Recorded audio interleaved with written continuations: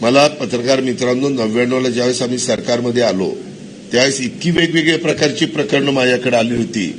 एकच प्रकरण सांगतो तुम्हाला. महाराष्ट्र कृष्णाखोरे महामंडळ माझ्याकडे दिलेलं होतं. त्यावेळेस तुम्हाला आठवत असेल 5 जिल्हे आणि थोडासा धाराशिवचा भाग आणि थोडासा बीडचा भाग ते त्या महामंडळात येत होतं. त्याच्यामध्ये तुम्हाला अजूनही मी रेकॉर्ड दाखवीन, फाईल काही केलेलं नाही. त्यात पुरंदर उपसा सिंचन योजना ही 330 कोटी रुपयाची झालेली होती. मी आल्यावर ती रद्द केली. पुन्हा त्याच्याबद्दल काही अधिकाऱ्यांनी सांगितलं दादा ह्याच्यात गडबड आहे आणि मी त्याचा पुन्हा नवीन एस्टिमेट करायला सांगितलं. पत्रकार मित्रांनो 220 कोटी झालं. 220, 330 आणि 220. मी नंतर अधिकाऱ्याला विचारलं अरे 110 कोटी रुपये कसे काय वाढले.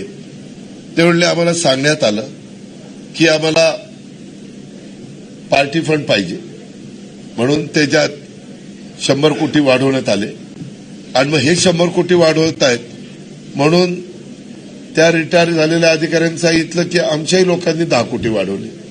असे 110 कोटी वाढवले. पत्रकार मित्रांनो ह्याच्यातलं एक गोष्ट पण खोटी नाही. मी अजूनही ती फाईल 330 कोटीची मान्यता दिली होती का नव्हती ती दाखवीन. मग मला काहींनी सांगितलं आता आपण ह्याच्यावर केस करू, अंत करू. म्हणलं आता लोकांनी आपल्याला दिलं निवडून, कुठं आता ते करत बसतात, जाऊ दे मरू द्या. आणि मी ते सोडून दिलं. वास्तविक ते काढलं असतं तर अक्षरशः हाहाकार माजला असता, कारण सगळे पुरावे होते, सह्या होत्या फाईलवर.